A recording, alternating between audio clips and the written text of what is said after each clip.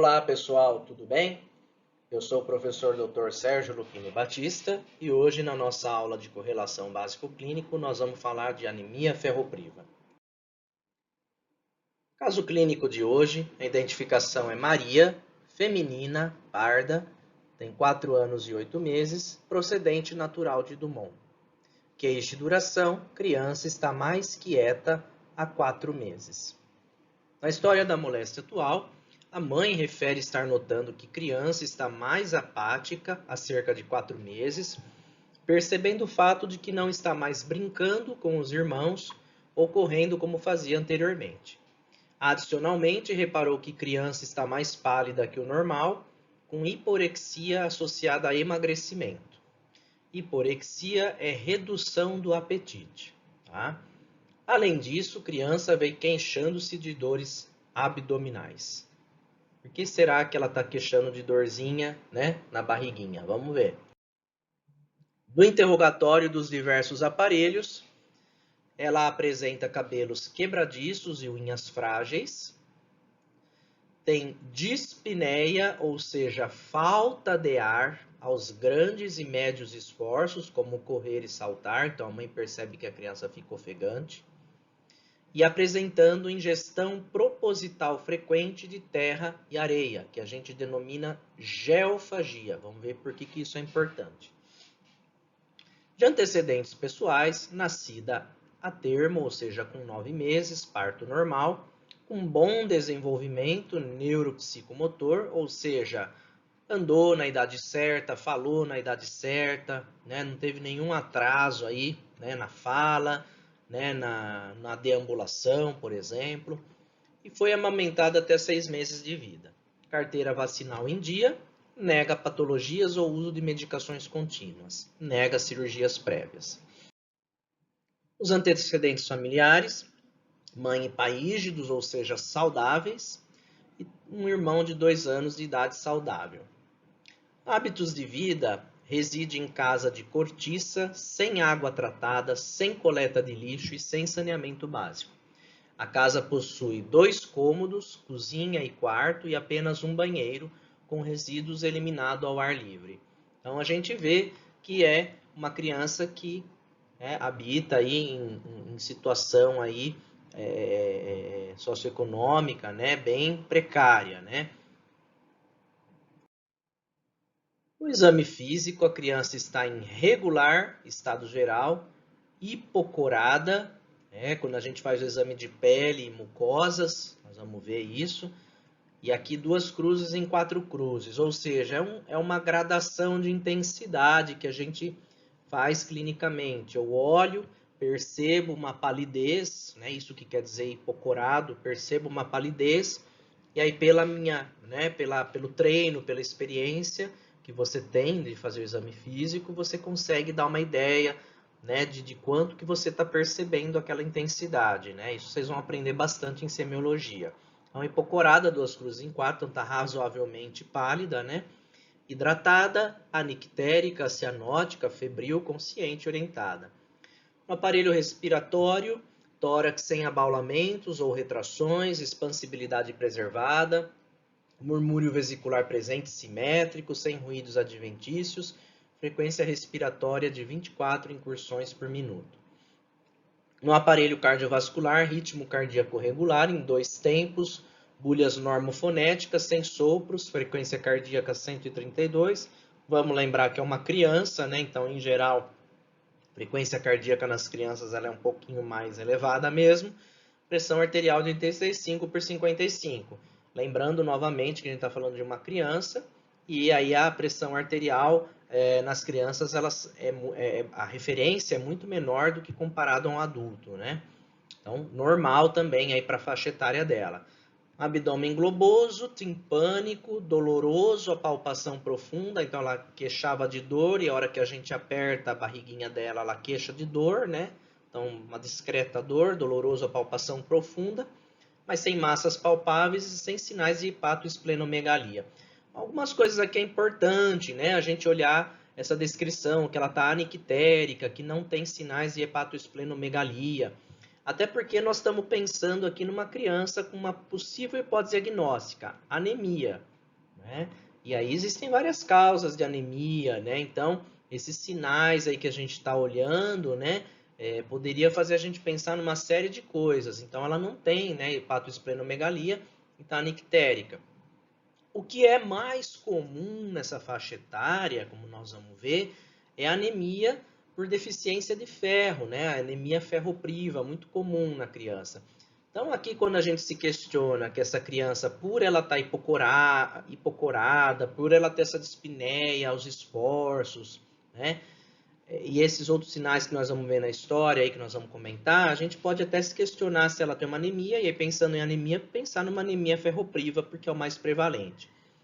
E aí, pensando nas condições socioeconômicas dessa criança, né, o que a gente poderia mais pensar como uma causa para dar uma anemia ferropriva seria, né, uma eumintose, né, já que ela reside num lugar onde tem esgoto a céu aberto, etc. Seria muito o grau aí de alimentação, né, a gente poderia pensar em alguma parasitose, né. Bom, ela fez um hemograma, e no hemograma, o que a gente visualiza? Uma taxa de hemoglobina baixa em relação à referência, então, configurando uma anemia, né? E o hematócrito também está baixo, né? Reforçando aí, né? Realmente a queda aí, né? E o que a gente vê quando a gente olha aqueles parâmetros, né? Que avalia a cor e tamanho da hemácia, então VCM, o volume, ele está reduzido, então é uma microcitose. E quando a gente olha o conteúdo de hemoglobina, que é o HCM, ou seja, a cor da hemácia, a gente vê que ela está um nível baixo, então ela está hipocorada, né? Então, aqui a gente poderia já classificar, lembrando da aula anterior, que isso aqui configura um hemograma com uma anemia hipocrômica e microcítica, né? Que é muito sugestiva aí de anemia ferropriva. Aqui em cima destacando, né, como que seria, né, se você visse o esfregaço da lâmina do sangue dessa criança, né? Então você veria lá as hemácias pequenas e hipocoradas. Bom, o restante, glóbulos brancos, ok, o leucograma dela não tem nenhuma alteração. O que poderia ter aqui, né, uma eosinofilia, no caso não tem, tá? Mas poderia ter uma eosinofilia, se a gente está pensando numa parasitose, de repente os eosinófilos poderiam estar elevados. No caso aqui não está, não quer dizer que não tenha parasitose, né? Comumente vem elevado, viu? Aqui acabou que não veio, né?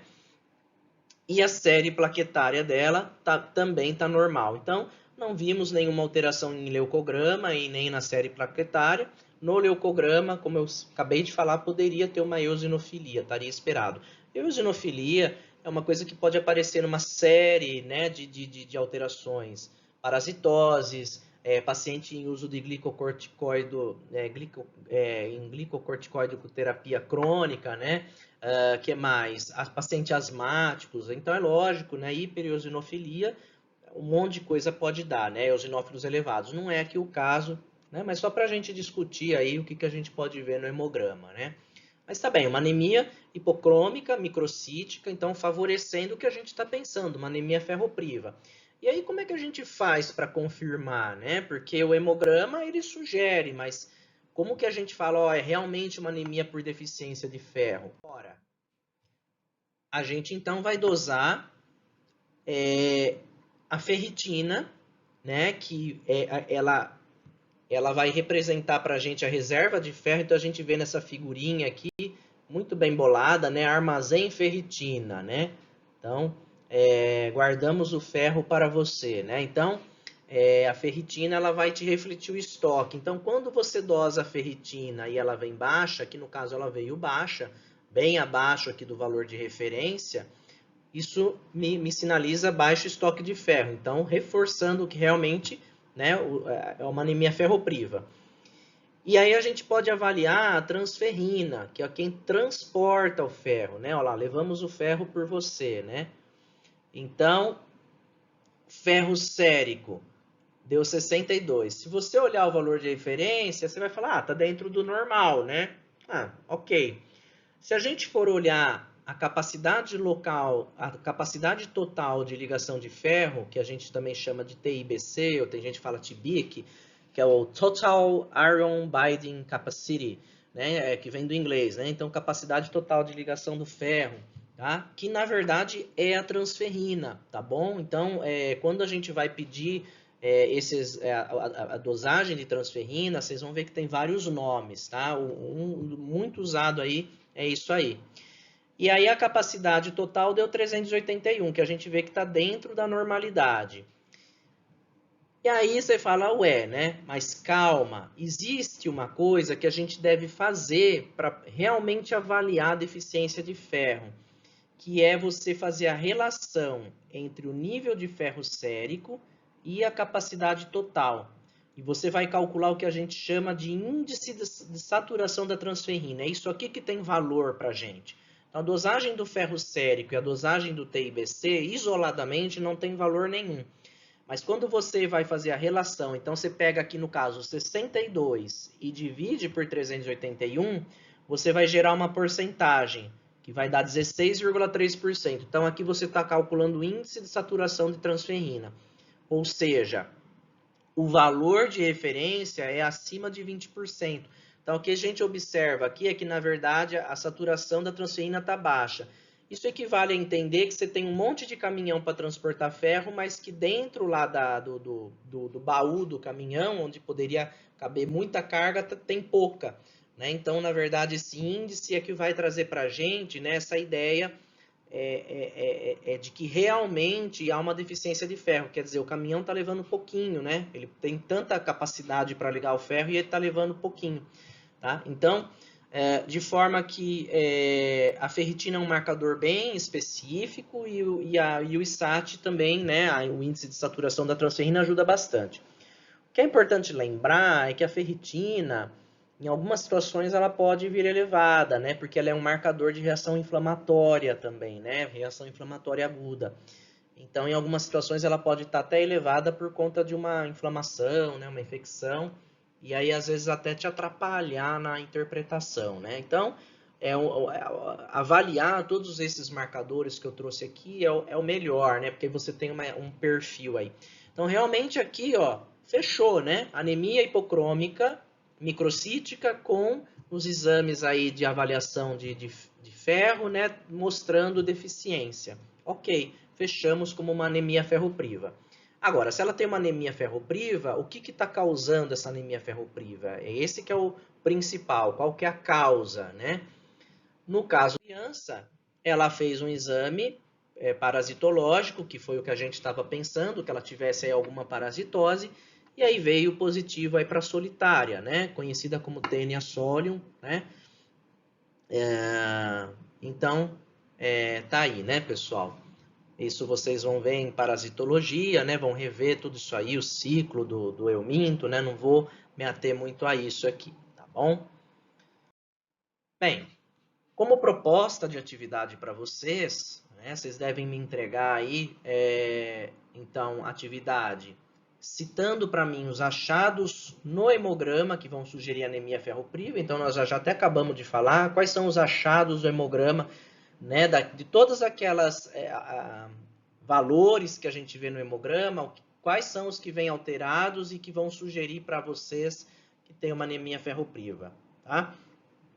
E a outra questão é citar aí para mim 4 possíveis causas para deficiência de ferro. Uma a gente acabou de falar agora, nós vamos falar no decorrer da aula e outras possíveis causas, tá? E aí vocês façam a atividade. Vamos para a aula então. Bem, o que é uma anemia? Anemia, a definição dela é valor de hemoglobina no sangue abaixo do normal para a idade e gênero. Vejam só que é um dos principais problemas de saúde pública mundial, né? Afeta mais de 1/4 da população do planeta, ou seja, mais de 25% da população no mundo, né, sofre de anemia, né? É muita gente. E a metade, né, metade de todos esses casos de anemia é por deficiência de ferro, né? Então, A anemia é muito prevalente, né? E aí a gente vê que a anemia ferropriva figura aí entre as principais causas, né? Então, a deficiência nutricional mais prevalente e também a mais negligenciada no mundo, né? Todo mundo esquece, né, da deficiência de ferro. Bom, quando a gente vai avaliar, né, valores de hemoglobina, então vejam aqui, hemoglobina, hematócrito, né, índices como HCM, VCM, né, a gente tem valores, né, que vão variar, né, de acordo com a idade, né. Quando a gente tem um hemograma que vem de um laboratório, né, o próprio laboratório já vai colocar para a gente esses valores, né, eles ajustam aqueles valores de referência que a gente tem no exame, né, já que eles têm o dado do paciente, né, nome, idade, né, então eles acabam ajustando. Mas é sempre importante a gente lembrar, né, que existe então essa variação, né, de valor de normalidade, né, que varia com a idade e também varia com o sexo, né, pessoal? Então, quando a gente pega indivíduos adultos, né, existe uma diferença, né, de valor de normalidade se você está considerando homem ou mulher. Então, em geral, o homem, em média, tem uma hemoglobina um pouquinho maior que a da mulher, tá bom? Bom, falando então sobre a anemia ferropriva, né? Acomete aproximadamente aí 42% das crianças menores de 5 anos nos países de desenvolvimento. Então, nós entramos aqui nesse grupo, né? O Brasil é um país em desenvolvimento. Então, quer dizer que todas as crianças menores de 5 anos, quase metade vai ter anemia ferropriva. É muita coisa se a gente for parar para pensar, né? De forma que quem tem primo, quem tem irmãozinho aí, né? Quem tem sobrinho, deve reparar que naquela faixa etária por volta de 2 anos é muito comum um pediatra prescrever, né, o sulfato ferroso, aquelas gotinhas escuras, que a mãe fica louca da vida se aquilo pingar na roupa, porque mancha, que é uma loucura, né? Então, mas por que é dado então essa reposição? Porque é muito prevalente, então eles já entram até de uma maneira aí preventiva, né? É uma fase até dos 2 anos, é uma fase, para quem conhece, né? Uma fase muito chata, eles não comem direito, né?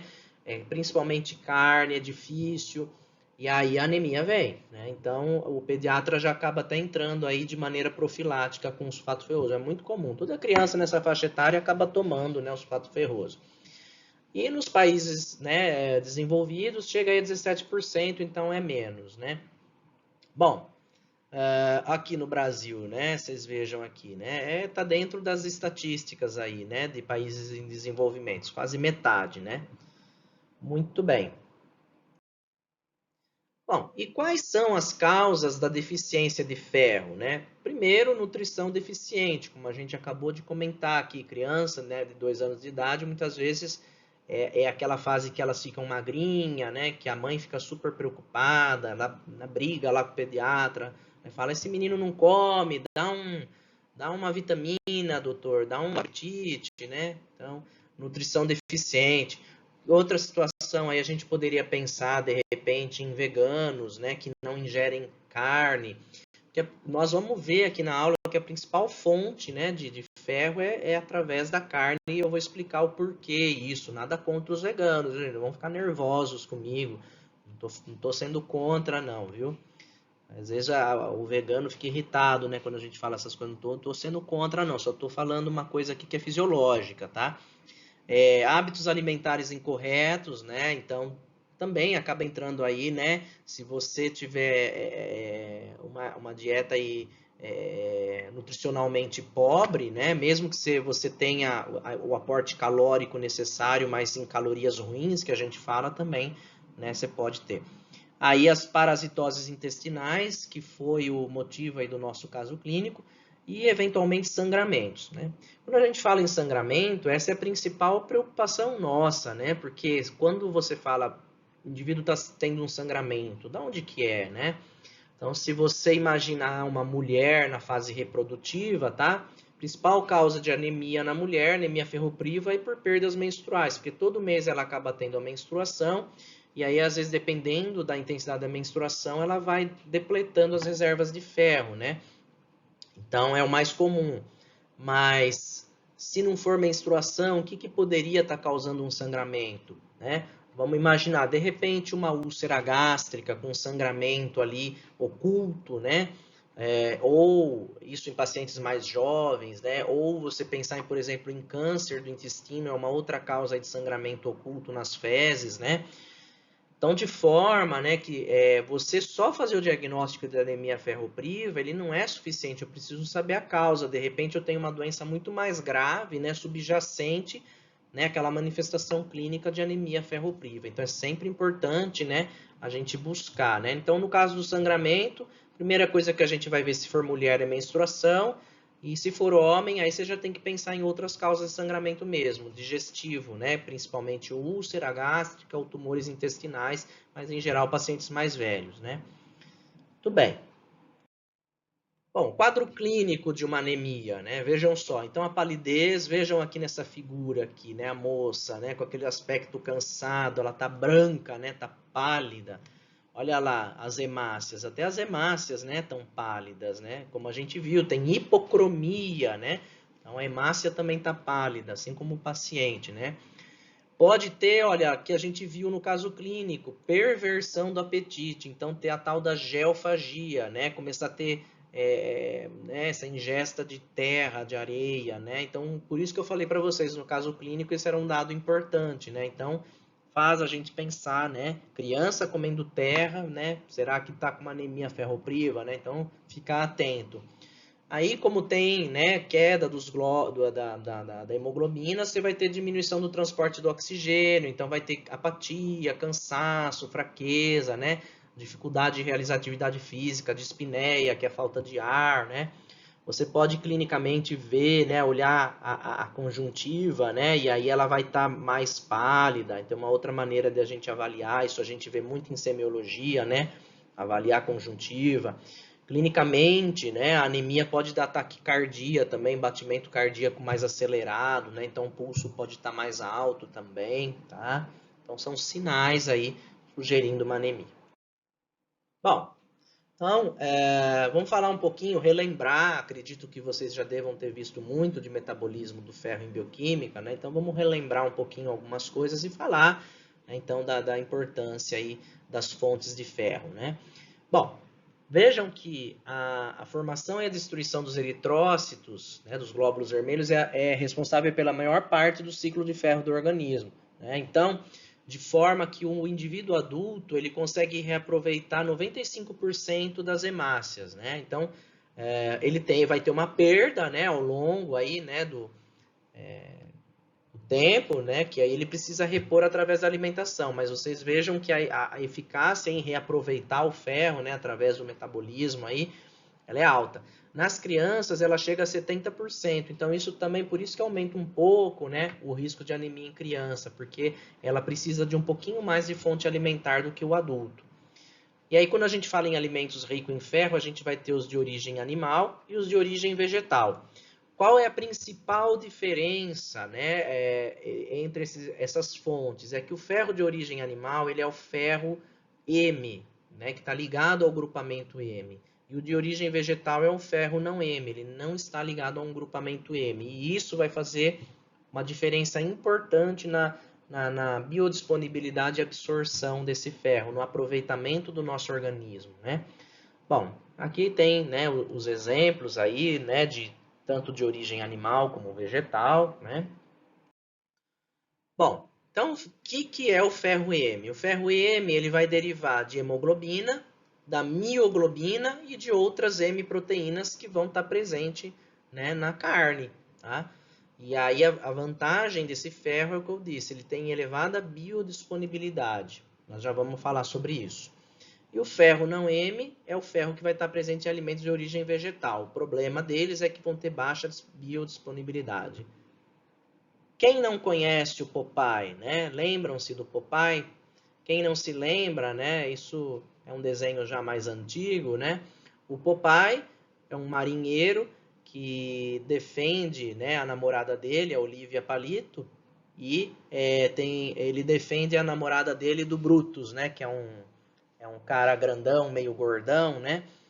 E aí ele fica forte quando ele come o espinafre, né? O desenho do Popeye ele foi idealizado, né, aí na século passado, né, é um desenho americano, para estimular as crianças a comerem mais espinafre, porque o espinafre, sendo um vegetal de folha verde escura, ele é rico, né, nesse ferro não M. Então era uma maneira de estimular a criança a comer espinafre e combater a anemia, né? Então, as crianças, né, viam o Popeye comendo espinafre, ele ficava forte, né? E aí as crianças queriam comer espinafre também, né? Então aqui mostrando, né, as fontes, né? A gente tem tanto então vegetais aí como carne, né? Bem, vejam só que interessante, né? Quanto que a gente tem nos alimentos aqui listados, quanto que a gente tem em miligramas de ferro para cada 100 gramas de alimento? Então alguém brilha o olho aqui, fala, olha o açúcar mascavo, né? Para cada 100 gramas eu vou ter 8,3 miligramas de ferro. Então entre todos os alimentos ele é o mais rico em ferro, né? Que beleza, né? Você vai comer 100 gramas de açúcar mascavo por dia, você vai ficar diabético, né? Então você vai resolver sua anemia, você fica diabético. Então não vai dar muito certo, né? Imagina 100 gramas de açúcar, né, gente? É muita coisa, né? Bom, olha só o que vem. 100 gramas de coraçãozinho de frango. Ué, isso é fácil comer, né? Você vai num churrasquinho, um espetinho de coraçãozinho que você come, você já comeu lá 100 gramas, se não comeu até mais, né? De coraçãozinho. Você já ingeriu 6,5 ou mais miligramas de ferro naquele alimento. Então, riquíssimo, né? E a gente tem aí fígado de boi, que é muito rico, mas aí esse aqui já é mais difícil, né? Quem que gosta de um fígado acebolado, né? Já é mais raro, mas que a gente vê, né, em geral, as carnes, né, tirando o coração e o fígado, que são os mais ricos, aí as carnes em geral tem bastante, né? Depois a gente tem aqui os vegetais, agrião, a gema, né, a gema. A gente tem aqui contra filé, acém, vocês vejam que aí depois vai chegando os vegetais, né, almeirão, feijão. Então dos vegetais, né, o agrião, talvez o mais rico aí, né? Então eles competem muito aí com a carne, né? E aí vai diminuindo. Então aqui a gente tem uma ideia do tanto de ferro que tem o alimento em cada 100 gramas. Então aqui tem um ranking, vamos dizer assim, né? Da quantidade de ferro que teria o alimento. Mas não é só isso, né? Além de a gente ver quantos miligramas de ferro o alimento tem, a gente vai ter que ver qual que é a absorção média esperada, né? Para cada 100 gramas desse alimento, quanto que você vai absorver do ferro, né? Ou seja, é aquela questão da biodisponibilidade, né? Biodisponibilidade. E aí a gente tem, né, entre a média, nós vamos ter a mínima e a máxima. Então, quando vocês olham lá, quem que está no ranking aqui? Aí aqui já mudou, né? O açúcar, cadê o açúcar mascavo? Vamos achar ele aqui. Eu vi ele e já me perdi. Tá aqui, ó. O açúcar mascavo, ele era o primeiro lá, mas aqui ele já caiu no ranking. Por quê? Porque apesar de ele ter, né, uma grande quantidade de ferro em 100 gramas, né, que a gente já até discutiu que ninguém vai ficar comendo 100 gramas de açúcar mascavo por dia, né, vai ficar obeso, diabético, mas além disso, ele vai ter, né, uma biodisponibilidade menor, né? Vocês vejam que o máximo esperado de absorção desses 8,3 é 1,6 só, né? Então é 10%, 15% aí, né, do que ele tem de total. Olha que maravilha quando você olha o coração de frango aqui, né, que ele ficou no primeiro no ranking, né? Ele tem 6,5, mas a absorção máxima esperada é de 2,2, né? Então ele consegue ser uma quantidade menor de ferro em comparação aí, por exemplo, com açúcar mascavo, você vai ter mais ferro absorvido, porque ele é um ferro grupamento M. E aí vocês vejam que aqui nessa lista, né, a gente tem muita carne aqui com a biodisponibilidade maior, né? E quando a gente vai vendo aqui os vegetais, né? Então vamos ver, será que tem o espinafre? Ou pelo menos o brócolis, ó, que ele é um vegetal verde escuro, aqui, ó, brócolis, rúcula. Eles têm uma baixa quantidade de ferro em cada 100 miligramas, em 100 gramas, né, do alimento. e a biodisponibilidade também é pequenininha, né? Ó, de 0,9 eu vou absorver só 0,18, né? Ou seja, é 20% aí só de absorção de uma coisa muito pequena, que aqui é 20% também, né? Então, é realmente, né, é complicado, né? É complicado esperar que só o alimento de origem vegetal vai repor, ele não vai ser suficiente. Daí que eu falei para vocês, né? Muitas vezes o indivíduo que é vegano, ele acaba tendo que fazer uma suplementação. Então ele vai tomar, por exemplo, um sulfato ferroso, né, na forma de comprimido, para poder suplementar, né, essa deficiência, né, dietética. Bom, e como que é então, né, o metabolismo, vendo de uma forma mais detalhada, né? O ferro ele é absorvido no intestino delgado. Ele é particularmente ali no duodeno, né, a principal local aí, né, de absorção do ferro, né? Quando vocês forem ver fisiologia aí do aparelho digestório, vocês vão ver, né, a importância aí na absorção do ferro, né? E aí lembrando, né, por exemplo, né, não é um assunto da aula, né, vocês vão ver em digestório, mas paciente que faz cirurgia bariátrica, né, que faz o bypass gástrico, né, por que eles têm maior risco de ter anemia? Justamente porque você tira o duodeno, né, do trato ali do trânsito, né, do alimento, né. Bom, então a absorção no intestino delgado, né, e ela é regulada, essa absorção ela é regulada, vai depender aí de como que está o seu depósito, sua ferritina, sua transferrina, né, e a quantidade de ferro ingerido, né, e como é que está também a produção de hemácia, né. Então a forma férrica é presente na maioria dos alimentos que tem o ferro M, tá? Com a ação aí da acidez gástrica e enzimas hidrolíticas intestinais, ele vira forma ferrosa e é prontamente absorvido. E o ferro não M, ele é preferencialmente absorvido na forma ferrosa. E a maior parte do ferro corporal vai estar ligado aí a proteínas, formando compostos funcionais e de depósito, né? Então, quais são os compostos funcionais? A hemoglobina, como a gente falou, a hemoglobina ela entra, né, nessa reciclagem, né, de ferro. Vocês viram lá que no adulto 95% do nosso ferro provém das próprias hemácias, né? E aí a gente tem os compostos de depósito, que são a ferritina, o armazém, tem a hemociderina e a transferrina, que são os caminhões lá que a gente viu naquela figurinha. Então, ferro estocado como ferritina equivale a 70%, 80% e tem um pouquinho de hemociderina que vai estar aí na medula óssea e no fígado. E a maior parte do ferro sendo transportada pela transferrina para fazer a síntese aí do grupo M que vai ser incorporado na hemoglobina. Então, aqui uma figura ilustrando, né, essa recirculação, né, do ferro. Então, as hemácias velhas, elas vão entrar no sistema retículo endotelial, principalmente baço e depois o fígado. E aí a digestão, né, das hemácias velhas vai liberar aqui o ferro e que vai ser reaproveitado na medula óssea para síntese de novas hemácias, né? Então a gente vai ter um estoque de ferro no fígado, em outros tecidos e células, mas acaba ocorrendo um pouquinho de perda. Vocês vejam que através do trato gastrointestinal a gente tem aí uma perda de 1 a 2 miligramas dia.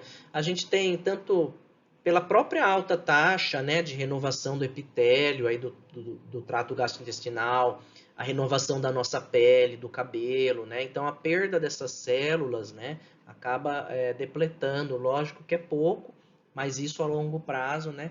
Então por isso que a gente tem que ter uma ingesta, né, de uma dieta aí com uma quantidade razoável de ferro, para que você diariamente você reponha aquele pouquinho que você perde, né? Então tá lá, né, mais uma figura aí mostrando o ciclo do ferro, né, o metabolismo, né, do grupo M em protoporfirina, biliverdina e bilirrubinas, né? E quando você tem essa quebra do grupo M, você reaproveita o ferro, né? Então, mostrando aí, não vou entrar em detalhes, isso vocês já provavelmente viram bastante em bioquímica, mas só para lembrar, né, aí do metabolismo do grupo M. Bem, Quando a gente fala em deficiência de ferro e anemia, a gente acaba didaticamente dividindo em 3 fases de deficiência. A primeira fase seria a de depleção de ferro. Ela ocorre quando a oferta ela é incapaz de suprir as necessidades. Então, você começa a gastar do seu depósito. Então, se você não tiver uma ingesta adequada, né, o que vai começar a acontecer? Você vai pegar mais ferro que você guardou lá no teu armazém. Né? E como a gente tem uma reserva boa, né, se essa fase de depleção ela não durar muito, você consegue viver bem, né? E aí você depois consegue recuperar o que você tirou lá do armazém. Porém, se você ficar continuamente retirando do seu armazém, né, com o tempo você vai depletar, né, a ferritina e vai começar a afetar, né, a transferrina. E aí você vai começar a já entrar na segunda fase, que é a eritropoiese ferro deficiente, né? O balanço negativo continua, vai diminuindo aí o ferro sérico e você vai diminuindo a saturação da transferrina, né? E, por fim, né, chega uma hora que começa a afetar, né, realmente aí o número de hemácia circulante. Aí você começa a ter uma anemia, né, por deficiência de ferro, que aí você já vai ter a hemoglobina mesmo abaixo dos padrões de normalidade. Então, seriam as 3 fases, né? Bom, quais são os indicadores que a gente vai ter no hemograma aí de deficiência de ferro, né? Então, primeiro a dosagem da hemoglobina, como a gente viu, uma hemoglobina abaixo do valor de referência já vai te sugerir uma anemia. O hematócrito também ajuda, né? Aí a gente vai ter parâmetros aí do VCM, em que a gente vai ter a microcitose, e da cor da hemácia, né, que é o HCM, a gente vai ter a hipocromia. E a gente também pode ter, né, a questão aqui do RDW, né, uma variação do tamanho das hemácias, né, aumentou o RDW, aumentou, né, essa variação entre o tamanho dos eritrócitos. Então aqui a gente tem um esfregaço de sangue periférico, onde a gente pode observar microcitose de hemácias, hipocromia, né? Então olha o linfócito pequeno aqui, você observa, né, que tem algumas hemácias aí bem pequenininha em comparação com esse linfócito pequeno, né? Então aqui, ó, por exemplo, a gente tem uma hemácia bem pequenininha, olha aqui tem outra, né? Tem umas aí que tá com um tamanho mais próximo do normal, né? Aqui.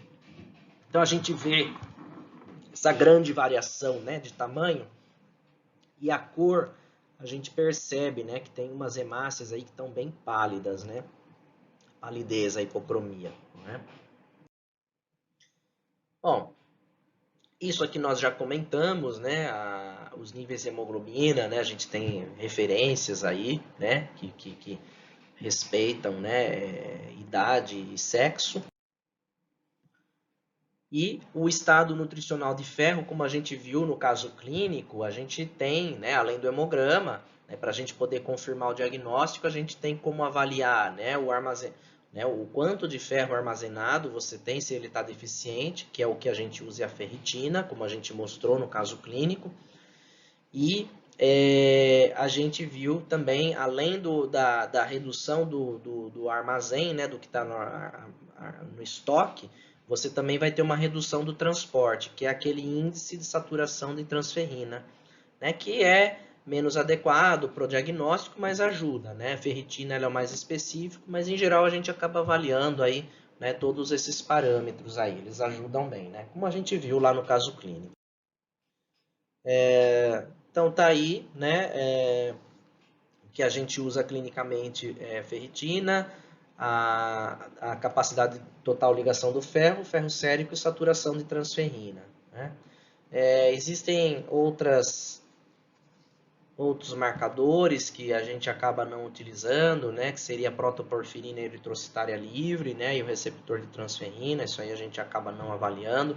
Então, basicamente, na prática clínica, a gente usa esses aqui.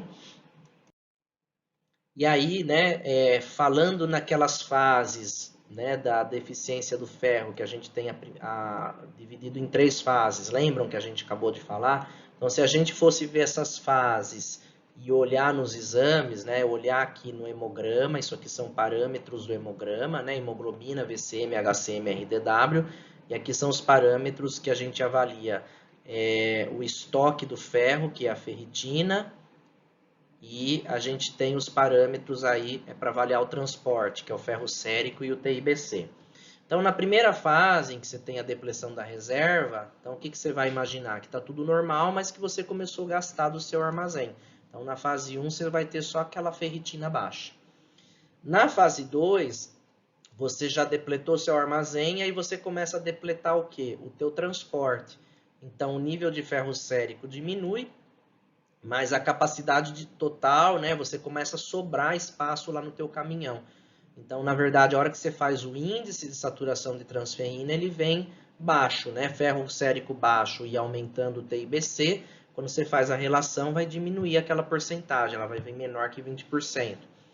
E aí você vai ter a fase 3, que já é a depressão de ferro com anemia instalada. Então, além de você já ter alteração tanto no armazém como no transporte, você já vai ter queda do HB no hemograma, você vai ter VCM baixo, microcitose, você vai ter HCM baixo, hipocromia, e você vai ter o RDW elevado, você vai ver aumento naquela diferença do tamanho das hemácias que a gente viu lá na lâmina. Então, basicamente é isso. Então, no nosso caso clínico, a gente tinha lá claramente, né, uma anemia ferropriva, aí já está na fase aí de depressão de ferro, na fase 3, né? Bem, e a evolução do caso clínico, né? Então, o que foi feito para essa criança? Ela tinha uma parasitose, foi tratada aí com mebendazol, né? O pediatra passou aí uma solução de 20 mg por ml, 5 ml 2 vezes ao dia durante 3 dias, para matar a solitária, né? Matou lá o bicho.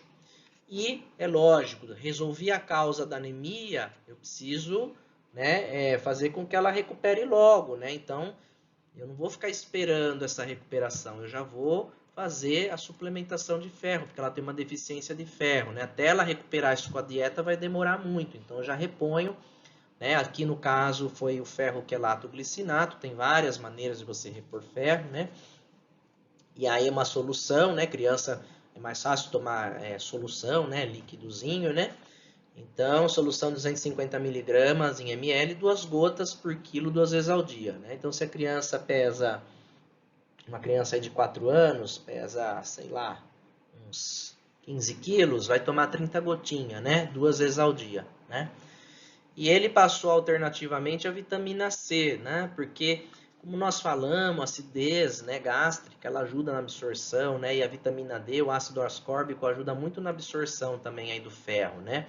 Então, ele passou aí a vitamina C mais para melhorar a biodisponibilidade desse ferro, né? Com a acidez aí, né, o ácido ascórbico, ele vai ajudar nessa absorção. Então, é muito comum, né, quem faz reposição com sulfato ferroso, a gente orientar a tomar junto com suco de laranja, ou de repente junto com uma limonada, aquela acidez, né, do ácido ascórbico ajuda muito, né?